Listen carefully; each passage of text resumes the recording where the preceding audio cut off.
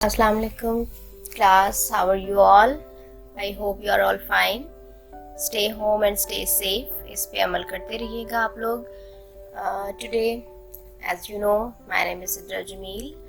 So today we will continue our previous topic, animal and plant tissue from chapter number 4, cell and tissue. And we were discussing about कि आपका जो tissue level है उसको हमने दो parts में divide किया हुआ है, animal tissue and plant tissue. So कल हम लोग एनिमल टिश्यू को ही पढ़ रहे थे, आज हम उसी को कंटिन्यू करेंगे थोड़ा सा. मैंने कहा था कि एनिमल टिश्यू की 4 मेजर टाइप्स होती हैं आपके पास, epithelial tissue, connective tissue, muscle tissue and nervous tissue. So पहली दो टाइप्स जो हैं वो हम प्रीवियस लेक्चर में पढ़ चुके हैं. नेक्स्ट है हमारे पास muscle and nervous tissue. So we will start from muscle tissue. अगर आप इसको इंट्रोड्यूस कराना चाहो तो सबसे पहले हम कहते हैं कि मसल टिश्यू जो है वो स्पेसिफिक किस्म के सेल से मिलके बना हुआ होता है जिनको बोलते हैं मसल फाइबर्स. चूँकि ये एक फाइबर लाइक स्ट्रक्चर होता है या आप कह सकते हैं कि एक थ्रेड लाइक स्ट्रक्चर होता है जो कि बहुत सारे फाइबर्स मिलके एक मसल को जो है वो प्रोड्यूस कराते हैं. देन इसकी ही इंट्रोडक्शन में एक और बात आती है कि it is an abundant type of tissue, यानी आपके जितने भी टिश्यू हैं एनिमल बॉडी में जो आप 2 पढ़ चुके हो, 2 आज पढ़ रहे हो, उनमें से सबसे ज़्यादा अमाउंट में जो चीज़ मौजूद है दैट इज़ मसल टिश्यू. ठीक है, जब आप इसकी टाइप्स और इसके फंक्शंस के बारे में जानोगे तो फिर आप इस बात को बिल्कुल मुत्तफिक हो जाओगे कि वाकई ये सबसे ज़्यादा आपकी बॉडी में पाए जाते हैं. देन ये किस तरह से काम करते हैं, क्या इनका मैकेनिज्म है, that is contraction and relaxation, यानी मसल्स जो हैं वो कॉन्ट्रैक्ट करते हैं या रिलैक्स करते हैं जिसके ज़रिए वो अपना स्पेसिफिक फंक्शन परफॉर्म कराते हैं. और वो स्पेसिफिक फंक्शन क्या है? मूवमेंट. मेजर फंक्शन इनका मूवमेंट है. जब आप इनकी टाइप्स पढ़ेंगे तो ये डिफरेंट तरीक़ों से डिफरेंट चीज़ों की मूवमेंट में आपकी बॉडी में हेल्प कर रहे होंगे. क्लियर?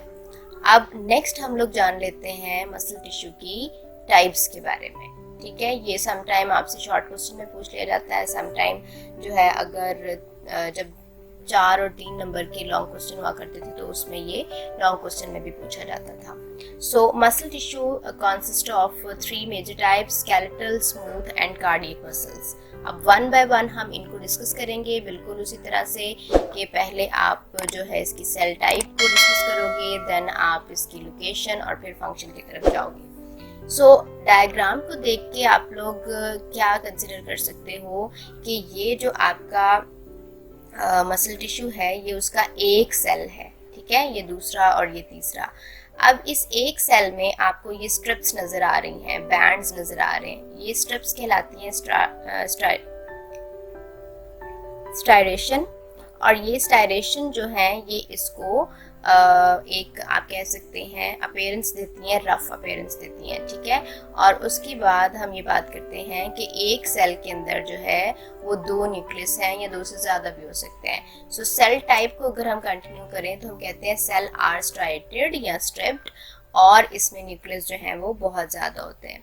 लोकेशन की बात करें तो इसके नाम से ही आपको इसकी लोकेशन समझ आ जानी चाहिए कि these are attach to bones. ठीक है, आपके स्केलेटन के साथ ये जुड़े हुए होते हैं और स्केलेटन के साथ जुड़ के ये जो फंक्शन परफॉर्म कराते हैं that is movement of bone. Clear? यानी आपकी जितनी भी मूवमेंट है वो सारी की सारी स्केलेटन की वजह से होती हैं. और स्केलेटन किस वजह से मूव करता है? जब आपके स्केलेटल मसल्स कॉन्ट्रैक्ट और रिलैक्स करते हैं. नेक्स्ट टाइप है हमारे पास स्मूथ मसल. तो स्मूथ मसल के नाम से ही आपको इसके सेल टाइप की समझ आ जानी चाहिए कि इसमें स्ट्राइएशन नहीं होती, स्ट्रिप्ड नहीं होती, जिसकी वजह से इसकी सरफेस जो है वो स्मूथ होती है. ठीक है, और दूसरी बात हम ये कहते हैं कि इसके एक सेल में एक सिंगल न्यूक्लियस होता है. क्लियर? देन उसके बाद हम लोकेशन की बात करें तो जितने भी आपके सॉफ्ट ऑर्गन हैं आपकी बॉडी में वो सारे के सारे स्मूथ मसल से मिलके बने हुए होते हैं, like alimentary canal, urinary bladder, blood vessels etcetera. ठीक है, यानी आपकी माउथ से एनस तक जो आपकी एलिमेंट्री कैनाल है, आपका डाइजेस्टिव सिस्टम है, वो तो है ही सारे का सारा स्मूथ मसल से बना हुआ, ठीक है। सो अगर आप लोग बात करते हो कि यहाँ पे इसकी फंक्शन में क्या रिस्पॉन्सिबिलिटी है, तो it is responsible for the movement of substances. Like जब आप इनगल्फ करते हो फूड को, खाना खाते हो, तो जैसे ही वो आपके हलक से नीचे उतरता है तो फिर हमें नहीं पता कि वो कैसे मूव करता है, हमें नहीं पता वो कहाँ जा रहा है, वो किस तरफ जा रहा है, वो क्यों जा रहा है। तो उसके पीछे आपके एसोफेगस, ये फेरिंक्स जो है, इनके स्मूथ मसल्स की ही जो आप कह सकते हैं कोशिश होती है, जो कि आपकी फूड को आपके माउथ से एनस तक लेके जा रही होती है, ठीक है। यानी फेरिंक्स, फिर oesophagus, stomach, small intestine, large intestine, ये सब के सब स्मूथ मसल से बने हुए हैं। और इनमें पेरिस्टालसिस होती है, जो कि आपने 7th क्लास में पढ़ा था। नेक्स्ट आप चैप्टर 8 में जाके पढ़ोगे।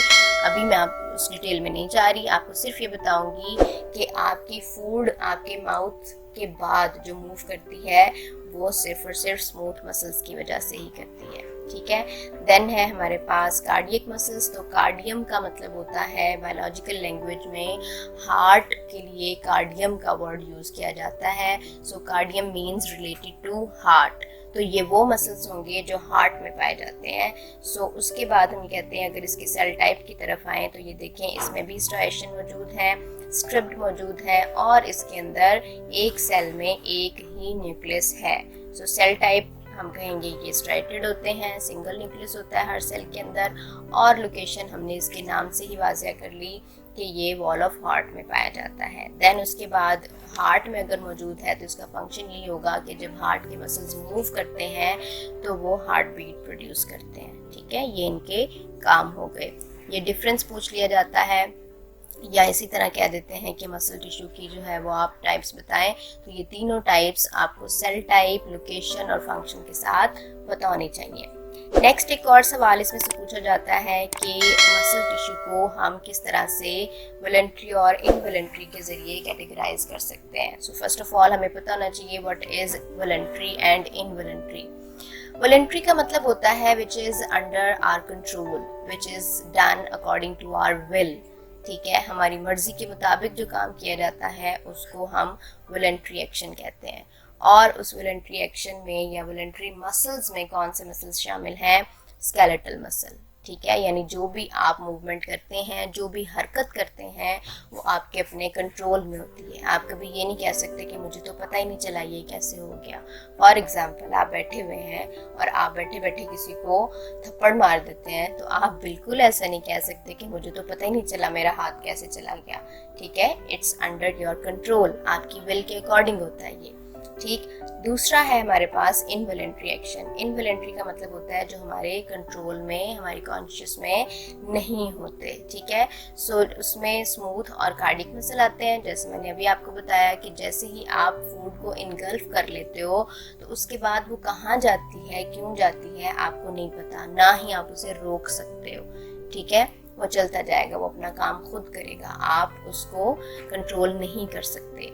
देन इसी तरह से कार्डियक मसल्स जो हैं, आप कभी भी ये नहीं कह सकते कि मैं 10 मिनट के लिए अपना दिल रोक सकता हूँ, ठीक है, हार्ट बीट रोक सकता हूँ, नॉट एट ऑल। 1 सेकंड के लिए भी आप ये काम नहीं कर सकते, बिकॉज ये मसल्स जो हैं वो इनवॉलंटरी मसल्स हैं, वो हमारे कॉन्शियस कंट्रोल में नहीं होते। सो इस तरह से भी डिफरेंस पूछ लिया जाता है। सो ये आपको पता होना चाहिए। नेक्स्ट है हमारे पास नर्वस टिश्यू। नर्वस टिश्यू को हम समझने से पहले इस एक फ्लो चार्ट को समझ लेते हैं, जो कि आपने 8th क्लास में पढ़ा था कि आपके पास अगर एक स्टिमुलस हो तो उसको रिसेप्टर्स रिसीव करते हैं। ये मैं आपको एग्जांपल के साथ समझाती हूँ, फिर ज़्यादा अच्छे से समझ आएगा। स्टिमुलस जो है वो आपके एनवायरनमेंट का चेंज है, ठीक है। अगर कोई एनवायरमेंटल चेंज है, उसको आपकी बॉडी का कोई पार्ट रिसीव करेगा, वो रिसेप्टर कहलाएगा, और वो रिसेप्टर से आपका मैसेज लेके जाएगा ब्रेन के पास, ब्रेन लेके जाएगा उसको इफेक्टर के पास, और इफेक्टर जो काम करेगा, जो उसके अकॉर्डिंग फंक्शन परफॉर्म करेगा, that will be called response. जैसे फॉर एग्जांपल आपका हाथ किसी गर्म चीज़ को लग गया है, तो वो जो गर्म चीज़ है, वो हॉट ऑब्जेक्ट जो है, वो एक स्टिमुलस है। अब उस हॉट ऑब्जेक्ट को जिसने रिसीव किया है वो आपके रिसेप्टर हैं, वो आपके स्किन के सेल्स हैं। अब स्किन के सेल ये मैसेज भेजेंगे ब्रेन के पास। ब्रेन इस मैसेज को इंटरप्रेट करेगा और हुक्म देगा कि इफेक्टर्स को कि यहाँ से हाथ हटाओ, और इसमें जो इफेक्टर्स इन्वॉल्व होंगे वो हैं आपके मसल टिश्यू। ठीक है, ये मसल्स टिश्यू को, आपके स्केलेटल मसल ही ज़्यादातर होंगे, उसको मैसेज देगा और मसल्स टिश्यू कॉन्ट्रैक्ट हो जाएंगे, जिसकी वजह से आपका हाथ पीछे को हट जाएगा। और ये हाथ पीछे हटना जो है, दिस इज योर रिस्पॉन्स। इस सारे सिनेरियो में जो सेल्स इन्वॉल्व होते हैं या जो टिश्यू इन्वॉल्व होते हैं, दैट इज नर्वस टिश्यू। और ये डायग्राम जो आपको लेफ्ट साइड में नजर आ रही है, ये आपने 8th क्लास में भी देखी होगी कि ये न्यूरॉन सेल है जो कि आपके नर्वस सिस्टम का बेसिक स्ट्रक्चरल और फंक्शनल यूनिट है। अब ये जो न्यूरॉन सेल्स हैं, ये एक्चुअली करते क्या हैं? ये आपके ब्रेन और स्पाइनल कॉर्ड में मौजूद होते हैं, इसके अलावा ये आपकी पूरी बॉडी में भी मौजूद होते हैं। ये काम क्या करते हैं? कम्युनिकेशन। कम्युनिकेशन का मतलब होता है राब्ता रखना। जैसे इस वक्त हमारा कम्युनिकेशन सोर्स मोबाइल बना हुआ है ना इन दिनों में, हम किसी से भी कभी भी कहीं पे भी राब्ता कर सकते हैं। इसी तरह से आपकी बॉडी के एक पार्ट का दूसरे पार्ट के साथ राब्ता करवाने के लिए जो सेल्स मौजूद हैं वो न्यूरॉन सेल्स हैं। जो टिश्यू मौजूद है वो नर्वस टिश्यू है। ठीक है, अब ये जो अभी हमने पीछे फ्लो चार्ट पढ़ा कि आपके स्किन सेल ब्रेन के पास मैसेज लेके जाएंगे, ब्रेन जो है वो मसल्स को मैसेज देगा। So this process is called transmission. Transmission का मतलब ले जाना। ठीक है, मैसेज को लेके जाते हैं एक जगह से दूसरी जगह। अब जो मैसेज ये लेके जाते हैं, उस मैसेज को एक्चुअली कहते हैं नर्व इम्पल्स। ठीक है, नर्व इम्पल्स का कुछ जो पोर्शन है वो आपको 8th क्लास में भी समझाया गया होगा कि ये एक्चुअली इलेक्ट्रोकेमिकल वेव्स होती हैं जो मूव करती हैं। सो अभी आपको इसकी डिटेल में जाने की ज़रूरत नहीं है। आप सिर्फ इतना याद रखें कि आपके नर्वस टिश्यू जो है वो कम्युनिकेशन कराने के लिए नर्व इम्पल्स की ट्रांसमिशन करते हैं। ठीक हो गया? ये आपका नेक्स्ट जो है एक ओवरव्यू है जनरल सा, जो कि आपको बताएगा कि आपके कौन से टिश्यू कहाँ मौजूद हैं। जो आपने चारों टाइप्स पढ़ी है ना, ये उनकी अब एप्लीकेशन है। एपिथेलियल टिश्यू मैंने आपको कहा था, एपी का मतलब होता है अबव। सो आपकी बॉडी से अबव जो चीज़ मौजूद होगी that will be epithelial tissue, यानी आपके स्किन सेल्स में जो टिश्यू मौजूद हैं, स्किन सेल्स के मिलने से जो टिश्यू बनते हैं that is epithelial tissue.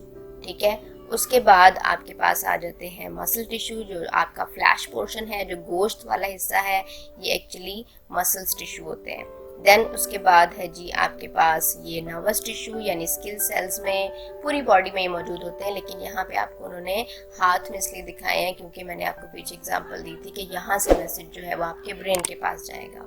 Then नीचे उन्होंने शो किए हुए हैं जी कनेक्टिव टिश्यू की तीनों टाइप्स। ये जो आपके पास मौजूद है ये बोन, ठीक है, ये जो आपकी एल्बो वाली हड्डी है ये उसको शो कर रहा है। देन इसके साथ एक सॉफ्ट पोर्शन होता है जो कि ब्लड से हार्ड होता है और बोन से जो है वो सॉफ्ट होता है, दैट इज कार्टिलेज। और उसके बाद आपकी ब्लड वेसल्स दिखाई हुई हैं जिसके अंदर के ब्लड होगा। This is all about the animal tissue which is found in our body. Next time हम लोग स्टार्ट करेंगे प्लांट टिश्यू को। आई ट्राई माई बेस्ट कि ये प्लांट टिश्यू जो है वो इतना कॉम्प्लेक्स आपको ना लगे जितना कि बुक में दिया हुआ है। अपना ख्याल रखिएगा। अल्लाह हाफ़िज़।